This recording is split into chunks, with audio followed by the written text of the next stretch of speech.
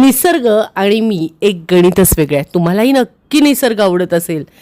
झाडं, पानं, फुलं बघण्यात जो आनंद आहे ना, तो कशात नाही आहे.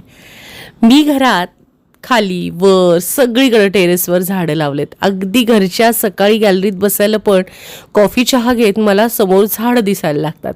मग काय, मी थेट गेले नर्सरीत आणि छान छान झाडं आणली.